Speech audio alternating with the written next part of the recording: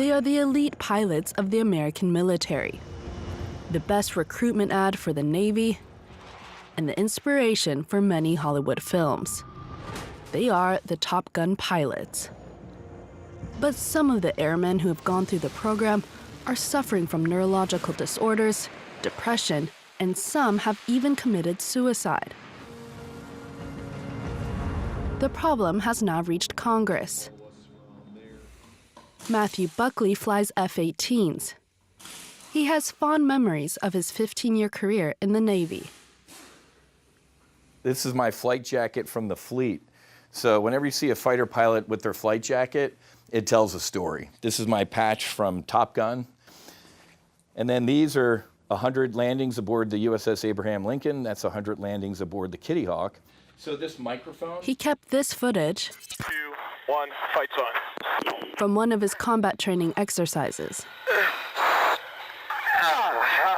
The heavy breathing shows how his body is being put to the test. More than 3,000 hours spent flight training at high altitude. After a few years, the first symptoms started to appear. Forgetfulness, quick to anger, lethargic. And as a fighter pilot, you're taught to what? Hack it.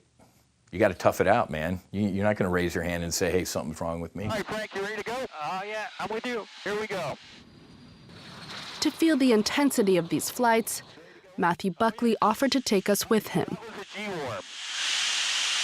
So, if you don't squeeze your legs and squeeze your abs, you can see how the blood would leave your head, and you could potentially pass out. Do you want to try a loop and go overhead? All right, let's do it. I'm here for that. 3, 2, 1, here we go.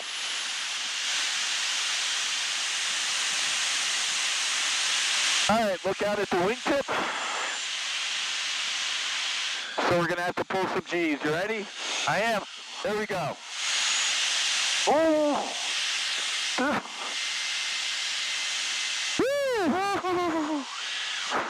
Wow! Well, that was impressive. Imagine doing that for thousands and thousands of hours. Landing aboard the ship is a car crash. Imagine sitting in your driveway and being lifted up by a crane to the second story and dropped. Buckley manages a foundation for veterans and is raising awareness about the mental health of pilots. He's also calling on the Navy to be more transparent. So even if I knew all of the things beforehand, I still would have done it, but at least the transition out would have been better. I would have known why potentially I was drinking or depressed or quick to anger. In the span of a few years, 3 of his comrades from the Top Gun program committed suicide, and they are not the only ones. Captain Jake Rosales ended his life on a California beach 2 years ago after a long period of depression. He was a good pilot. He was honestly I'm a little bit biased, but I'd like to believe he was the best pilot. He was passionate on that, and he was damn good at it. Top Gun was everything to him. His ex-wife noticed his mental state decline over time. Starting in August, he started complaining about insomnia. He started complaining about headaches, and he started to have just major mood swings. I just attributed it to more of like the stress and the hours he kept. I asked him, I was like, you need counseling, and he's like, I can't do that, they'll ground me. Jake held off on seeing a doctor. And I was just screaming out like, I'm not gonna believe it. But his family is left feeling like the Navy did not do enough compared to his dedication. They're smart, they're educated, they're the top of the top, and they're killing themselves. So yeah, the Navy needs to step in and figure out, I don't know, better helmets, better technology, better, at the very minimum, be observing these men and women and make sure that the damage that they're doing isn't irreversible. She requested an autopsy of her ex-husband's brain, but the Navy did not give the go-ahead. In Boston, we meet up with a neurologist who frequently receives pilots suffering head trauma.